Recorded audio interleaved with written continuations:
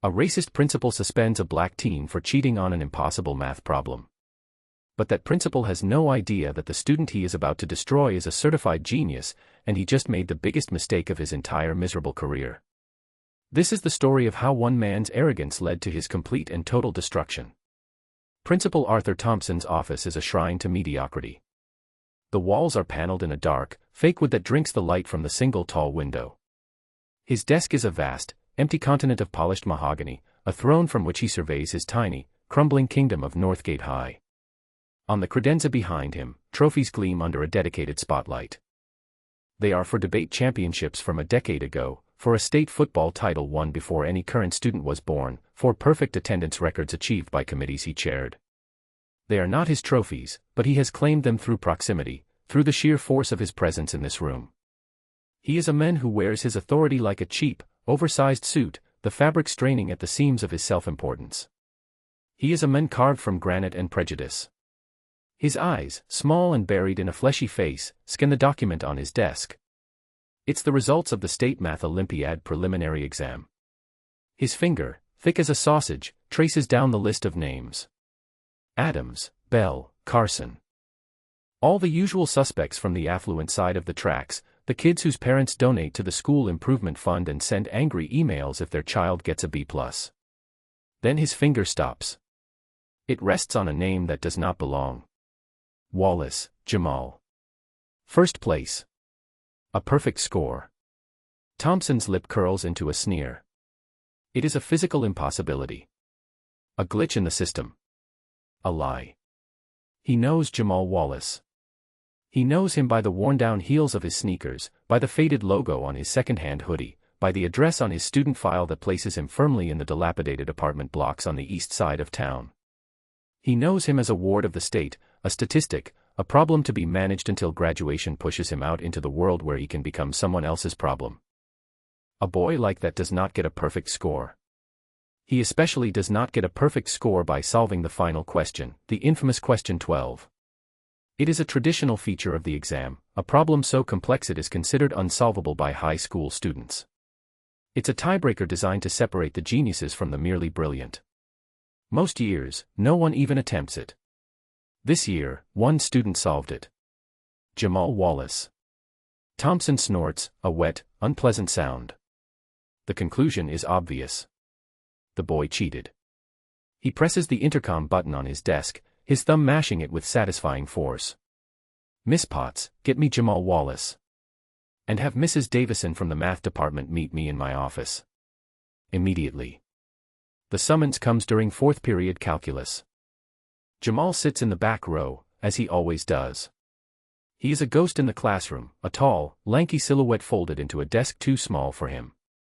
His notebook is open, but he isn't taking notes on the derivative formulas Mrs. Davison is scrawling on the whiteboard. He is sketching out a proof, a branching, intricate lattice of symbols and numbers that has nothing to do with the curriculum. It's a problem he found in an old university textbook at the public library, a question about non-Euclidean geometry that has been nagging at him for weeks. He feels a presence and looks up. The student aide from the office is standing by his desk, holding a pale yellow slip. A summons. Jamal's eyes flicker to Mrs. Davison. She gives him a small, worried smile. She is a good woman, a teacher who sees the spark in him, even if she doesn't fully comprehend its source. She sees the way his gaze sharpens when she introduces a new concept, the way his pencil flies across the page when others are still struggling to understand the question. She has tried to draw him out, to encourage him to join the math club, but he always politely declines. Jamal takes the slip. He says nothing. He folds his long frame out of the desk, slides his notebook into his worn backpack, and walks out of the room without a backward glance. The silence he leaves behind is heavier than the noise he never makes. The walk to the principal's office is a walk he knows well. It is a journey down hallways that smell of floor wax and teenage apathy. He passes lockers covered in peeling paint and faded stickers. He sees the faces of other students, faces that look through him, past him. He is invisible here. A shadow. He prefers it that way. When he enters the office, the chill is immediate. Principal Thompson is seated behind his desk, a mountain of smug certainty. Mrs. Davison is already there, perched nervously on the edge of a hard-back chair, her hands clutching her purse. She looks pale. "Close the door, Wallace," Thompson commands. His voice is a low rumble, the sound of gravel being poured into a drum. Jamal does as he is told. He stands before the desk, his backpack slung over one shoulder. He does not speak. He waits. Thompson gestures to the exam results on his desk. "I'm sure you know why you're here." Jamal's eyes flick to the paper and then back to Thompson's face. His expression is unreadable. "This," Thompson says, tapping the paper, "is a remarkable achievement. A perfect score. Something no student at Northgate has ever accomplished. Especially not on this exam." He lets the words hang in the air, thick with insinuation. Mrs. Davison clears her throat. "Arthur, Jamal is an exceptional student. His mind for abstract concepts is, well, it's beyond anything I've ever encountered." Thompson waves a dismissive hand, silencing her. "Please, Carol. Let's not be naive. We're talking about question 12. The so-called unsolvable problem. Top students from private academies, kids with tutors and every advantage, can't crack that nut." And yet, he leans forward, his bulk straining the buttons of his shirt. Jamal Wallace, a student with let's say, a less than stellar attendance record and no extracurricular participation, solves it without breaking a sweat. He directs his gaze at Jamal, a predator cornering its prey. "So I'm going to ask you once, son. And I suggest you be honest with me. Where did you get the answer key?" Jamal's silence is a stone wall. He stares back at Thompson, his dark eyes placid. There is no fear in them. There is nothing. "I solved it," he says. His voice is quiet, a low monotone that carries no inflection. A harsh laugh escapes Thompson's lips. "You solved it?" "Of course. Forgive me. I should have realized I was in the presence of the next Einstein." He leans back, the picture of condescending amusement. "Carol, did you know Jamal was a secret genius? Hiding his light under a bushel all this time." "Principal Thompson, his work is consistently brilliant," Mrs. Davison insists, her voice trembling slightly. "If you looked at his test papers, his homework." "I've looked at his file," Thompson cuts her off, his voice turning to steel. "I see a boy from a broken home. I see a ward of the state. I see a pattern of disengagement that speaks volumes. What I don't see is a prodigy. What I see is a kid who thought he could pull a fast 1-inch. He picks up a different form from his desk. A disciplinary action report. It is already half filled out. This is a very serious offense, Wallace. Academic dishonesty. Cheating. It carries an automatic disqualification from the competition, a 2-week suspension, and a permanent mark on your record. A mark that follows you. A mark that every college you apply to will see." He holds the pen over the form, letting the threat sink in. "This is your last chance to come clean. Tell me who gave you the answers, and I might be willing to show some leniency." Jamal does not blink. "I didn't cheat." Thompson's face darkens. The facade of feigned concern drops away, revealing the ugly prejudice beneath. "You are a liar. And you are a fool if you think you can sit there and lie to my face." He slams his hand on the desk, making Mrs. Davison jump. "You think you're clever, don't you? You think the rules don't apply to you." He stands up, looming over the desk. "I am making a call to your foster mother. Then I am convening the school's academic integrity board for a formal hearing this afternoon. We are going to make an example of you, son. People like you need to learn that there are consequences for your actions." The phrase hangs in the air. People like you. For the first time, a flicker of something appears in Jamal's eyes. A cold, distant light. He says nothing. He simply turns and walks out of the office, leaving the principal sputtering in his wake. Mrs. Gable arrives an hour later. She is a small, tired woman in her late 60s, her face a roadmap of worry. She has been Jamal's foster mother for the past 3 years. She is kind, she is gentle, but she is utterly out of her depth. The system has worn her down, the endless paperwork, the indifferent social workers, the constant struggle to make ends meet. A principal's office is a place of authority she does not know how to challenge. She sits beside Jamal in the sterile conference room where Thompson has assembled his academic integrity board. It consists of the gym teacher, a man whose neck is thicker than his understanding of calculus, and the history teacher, a bitter woman who believes all teenagers are delinquents by default. They are Thompson's loyalists, his rubber stamps. The hearing is a farce. Thompson lays out his case, his voice booming with self-righteous certainty. He paints a picture of Jamal as a cunning, deceitful operator, a boy looking for a shortcut. He doesn't present evidence. He presents a character assassination, built on insinuation and stereotypes. He mentions Jamal's background, his lack of parental guidance, his quietness, which he frames as sullen and suspicious. The facts are simple, Thompson concludes, spreading his hands wide as if delivering a sermon. A student with no history of academic excellence suddenly produces a perfect paper, solving a problem that has baffled the best minds in the state. The only logical conclusion is that he obtained the solution through illicit means. Mrs. Gable twists a tissue in her hands. Jamal is a good boy, she whispers, her voice barely audible. He studies all the time. He reads books I can't even understand the titles of. The gym teacher scoffs. Reading books is one thing. Being a genius is another. Mrs. Davison, who insisted on being present, tries to intervene again. I brought Jamal's coursework, she says, holding up a folder. His solutions are always elegant, always original. He sees patterns no one else does. This isn't out of character for him, it's a culmination. Thompson doesn't even look at the folder. Thank you for your opinion, Carol, but it's noted and dismissed. You're too close to the situation. Your judgment is clouded by sentiment. He turns his full attention back to Jamal, who has remained silent throughout the entire proceeding, his gaze fixed on a point on the far wall. This is your chance to speak, Wallace, Thompson says, his tone dripping with false magnanimity. Do you have anything to say in your defense? Any explanation for this miracle you apparently performed? Jamal slowly turns his head. His eyes meet Thompson's. I can show you, he says softly. Give me a board. I can walk you through the proof. Thompson stares at him for a long moment, a flicker of uncertainty in his eyes, before it is quickly extinguished by his own towering ego. The boy is bluffing. It's a last, desperate gambit. No, Thompson says, his voice flat and final. We are not here to be entertained by your little fantasies. We are here to adjudicate a clear-cut case of cheating. He looks at his two board members. Do we have a consensus? The gym teacher grunts his assent. The history teacher nods sharply. Guilty. The decision is unanimous, Thompson announces, a triumphant smile playing on his lips.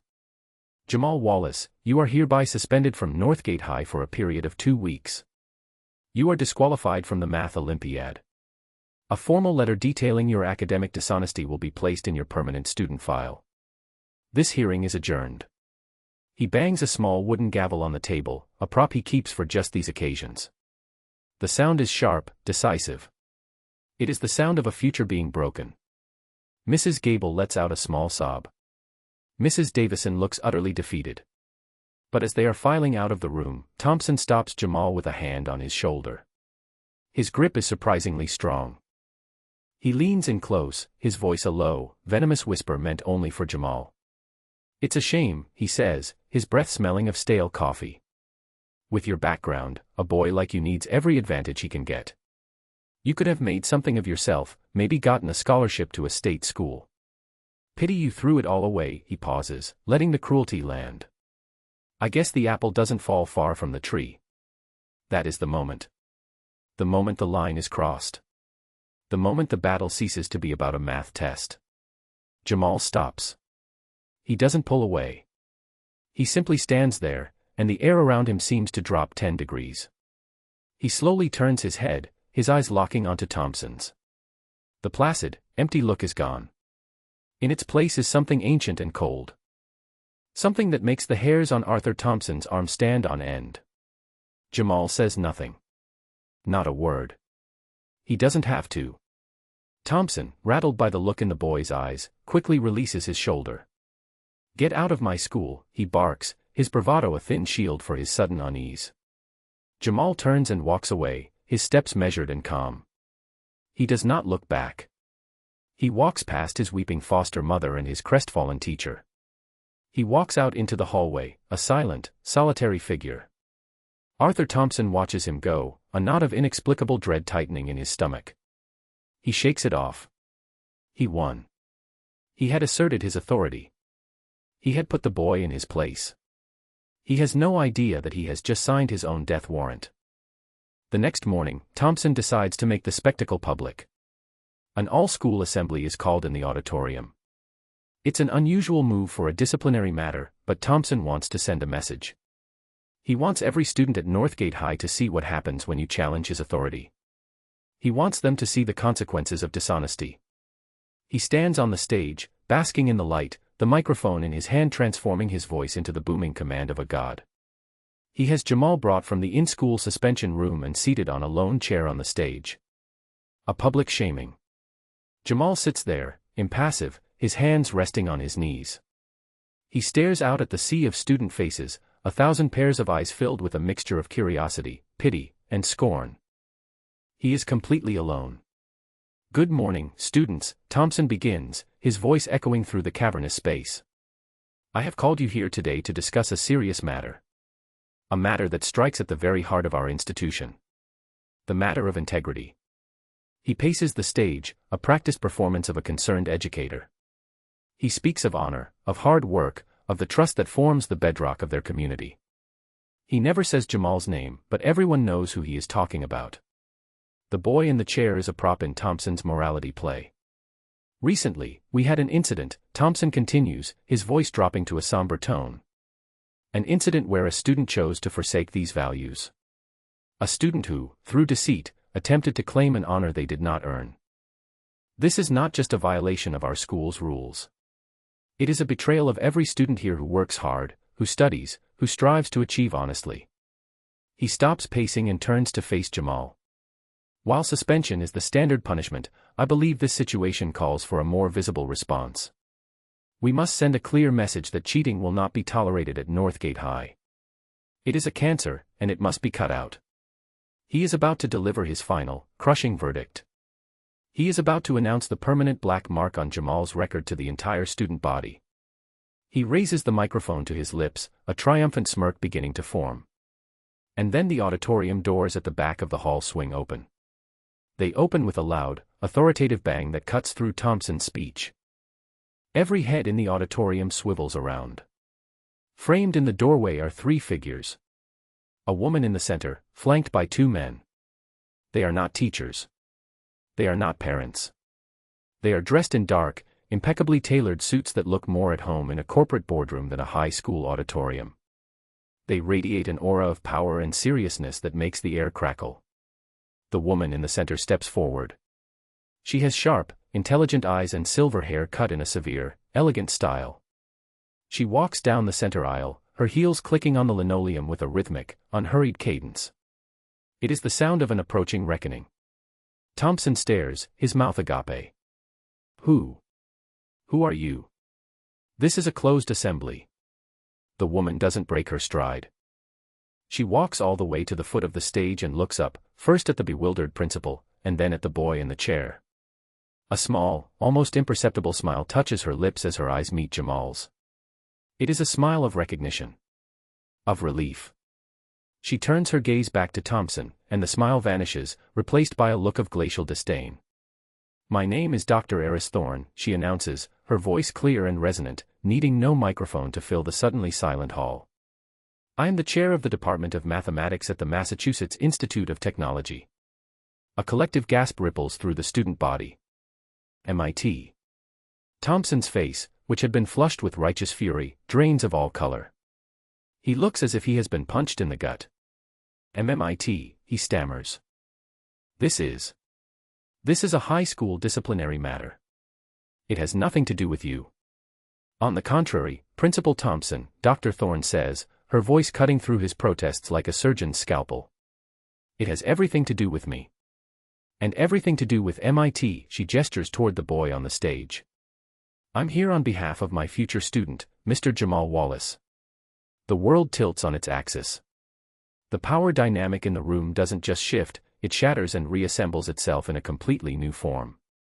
Arthur Thompson, the king of this small, shabby castle, is suddenly nothing more than a confused court jester. The boy in the chair, the pariah, the cheat, is now the center of the universe. Future student. Thompson squeaks, his voice an octave higher than usual. That's impossible. He's been suspended for academic fraud. Dr. Thorne raises a perfectly sculpted eyebrow. Has he? That's fascinating. Because from where I'm standing, he's just been accepted into our undergraduate program with a full, 4-year scholarship. We've been trying to reach him for 2 days. It seems you've been keeping him rather busy. She turns to one of the men who accompanied her. Mr. Davies, if you would. The man, a lawyer by the severe set of his jaw, steps forward and opens a briefcase. He doesn't produce a document. He produces a small, powerful projector and a laptop. In seconds, an image is shining on the large screen behind Thompson's head. It is Jamal's solution to question 12. A beautiful, terrifyingly complex web of logic and symbols. You have accused this young man of cheating, Dr. Thorne says, her voice ringing with authority as she takes a remote from the lawyer and begins to point at the screen. You have accused him of stealing the answer to this problem. I am here to tell you, Principal Thompson, that is impossible. She clicks the remote. A new section of the proof is highlighted. Because until 48 hours ago, an answer to this problem did not exist. The silence in the auditorium is absolute.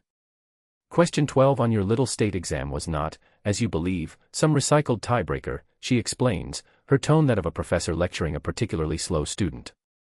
It was a simplified version of a problem that has been a thorn in the side of top-level mathematicians for nearly a decade. A problem related to prime number distribution and quantum entanglement. A problem that my doctoral candidates at MIT have been working on without success. She clicks the remote again, moving through Jamal's work, her voice filled with a genuine, rising excitement that borders on reverence. Mr. Wallace didn't just solve the problem, she says, her voice echoing in the stunned silence. He did something far more profound. Look here, she points to a specific line of equations. This is not established mathematics. This is something new. In order to find his solution, he had to first invent a new mathematical tool. He developed a theorem. A bridge between two fields of mathematics that were previously thought to be unconnected.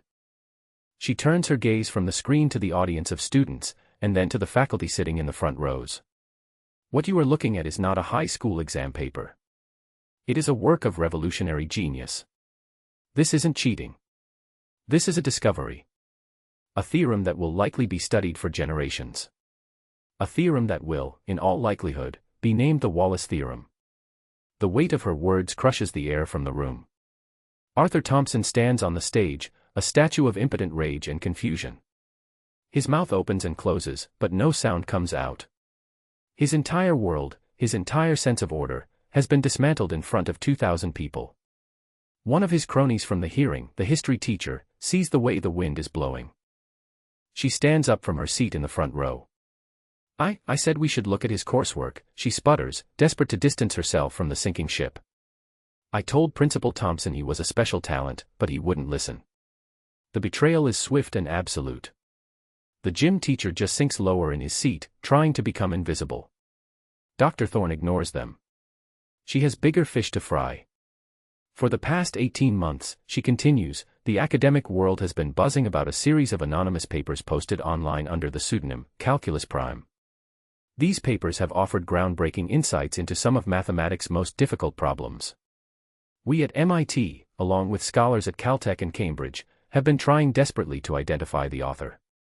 We suspected it was a reclusive professor, someone who didn't want the publicity. She looks at Jamal, a warm, proud smile on her face. We were wrong. It was a 17-year-old boy in Northgate, Ohio, working with nothing but a library card and a mind that sees the universe in numbers. She turns back to Thompson, her eyes now twin shards of ice.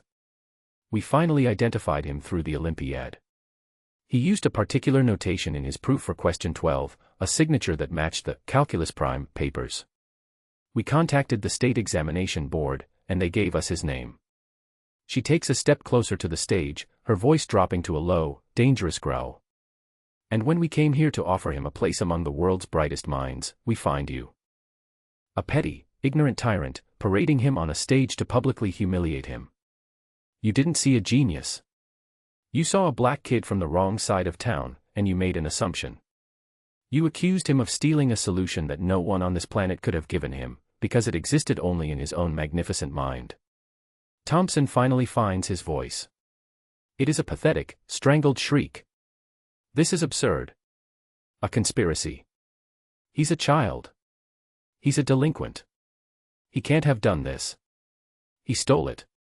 He must have stolen it. His prejudice is now completely unmasked, a raw, ugly thing writhing in the spotlight. He is no longer a principal. He is a cornered animal, spitting and clawing in a desperate, futile attempt to protect his collapsing reality. His composure is gone, shattered into 1,000 pieces. But Dr. Thorne isn't finished. The deconstruction is not yet complete. The annihilation has barely begun. Stolen it from whom, Mr. Thompson? She asks, her voice deceptively calm. From the future? From an alien civilization. Please, enlighten us. Before Thompson can spew any more venom, the second man who entered with Dr. Thorne steps forward.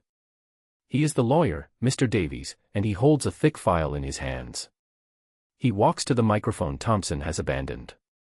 My name is Marcus Davies, he says, his voice a deep, authoritative baritone that commands attention. I am an attorney with the Clarion Foundation for Educational Equity.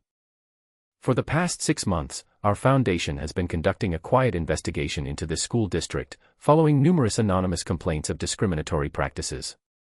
He opens the file.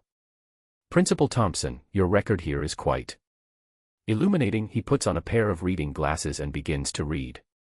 In the last 5 years, 94% of all disciplinary actions for academic dishonesty at Northgate High have been leveled against students of color. 100% of the students expelled for such infractions have been African American or Latino. He looks up, his eyes finding Thompson's. Your academic integrity board is a sham, a kangaroo court you use to push out students you deem undesirable.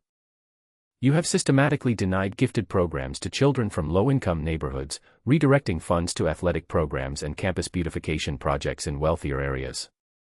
You have fostered an environment of bias and prejudice that is not just unethical, it is illegal. A new figure appears at the back of the auditorium. A man in a rumpled suit, his face grim. It is the district superintendent, Mr. Henderson. He had clearly been summoned, and he has been standing in the shadows, listening to the entire horrifying spectacle unfold. He walks down the aisle, his face a mask of cold fury.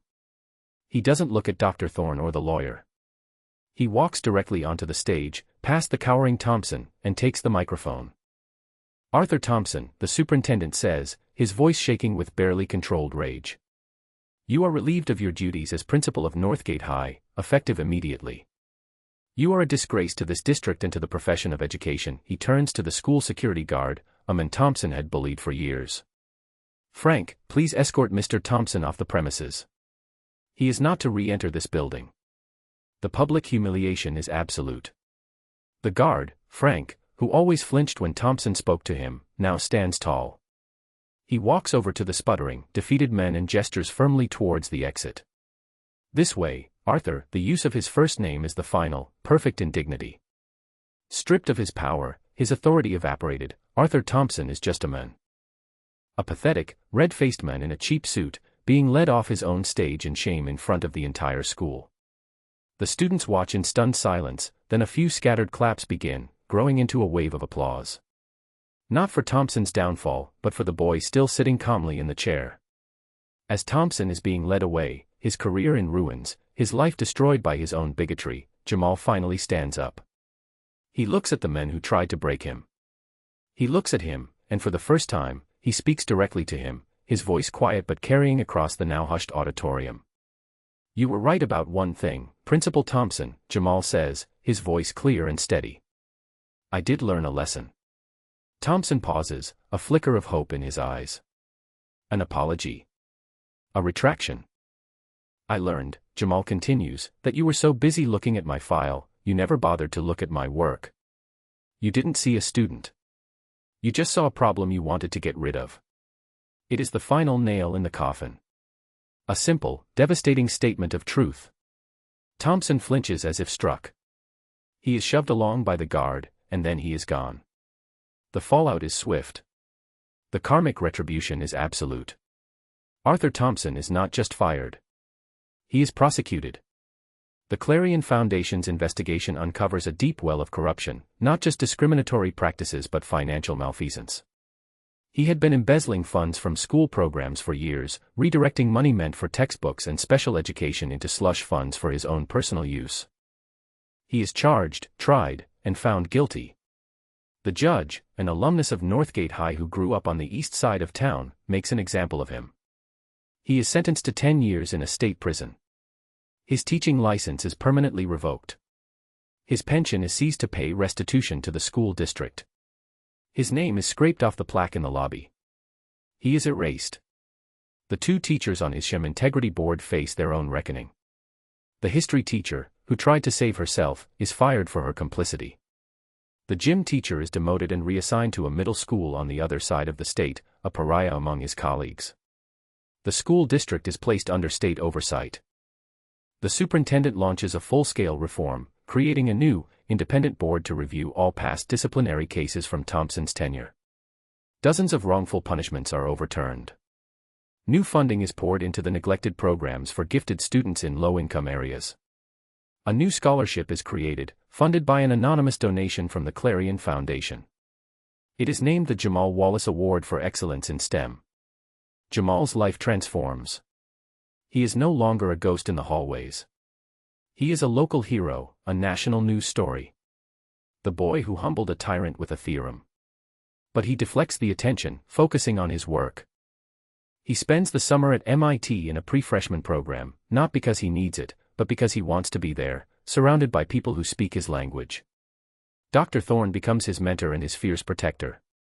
She ensures he has every resource he needs. The Wallace theorem is formally published in a prestigious academic journal, sending shockwaves through the mathematical community. He is invited to speak at conferences around the world. He does not forget where he came from. With the first check he receives for a speaking engagement, a sum larger than Mrs. Gable sees in a year, he sets up a trust. It pays off her mortgage and ensures she will be comfortable for the rest of her life. He establishes a tutoring program at the local community center in his old neighborhood, hiring college students to help kids with their homework. Mrs. Davison, the math teacher who believed in him, is promoted. The new, reform-minded principal makes her the head of the math and science department. She is given a grant to build a state-of-the-art STEM lab, a place where other quiet, brilliant students can find their spark. 2 years later. The scene is a classroom at MIT. The room is bright, modern, filled with light. Whiteboards cover every wall, filled with complex, elegant equations. Jamal stands at the front of the room. He is no longer the lanky, withdrawn boy in the faded hoodie. He is a confident young man, dressed in jeans and a university sweatshirt. He holds a marker in his hand, and he is talking to a group of visiting high school students. They are a diverse group, kids from all backgrounds, all of them here for a summer STEM immersion program he helped design. He is explaining a concept, a difficult piece of calculus, but he is not lecturing. He is asking questions, drawing them out, his voice filled with patience and encouragement. He sees a young girl in the back, hesitant to raise her hand, and he smiles. "What do you think, Maria?" There are no wrong answers here, only new questions. He is the teacher Arthur Thompson could never be. He is nurturing the potential Thompson sought to crush. Dr. Eris Thorne stands in the doorway, watching. She does not interrupt. She simply observes the young man she rescued, the genius who is now changing the world not just with his mind, but with his heart. She sees the future, and it is bright. The moral of the story is etched on every equation on those white boards. It is a simple, immutable proof. Arrogance is a blindness. Prejudice is a prison. They prevent you from seeing the brilliance that stands right in front of you, waiting to be discovered. True power is not found in a title or an office. It is found in the limitless potential of a mind that is allowed to fly. Arthur Thompson built his world on the flimsy foundation of judgment and hate. Jamal Wallace built his on the elegant, unshakable certainty of truth. And in the end, the truth is the only equation that matters.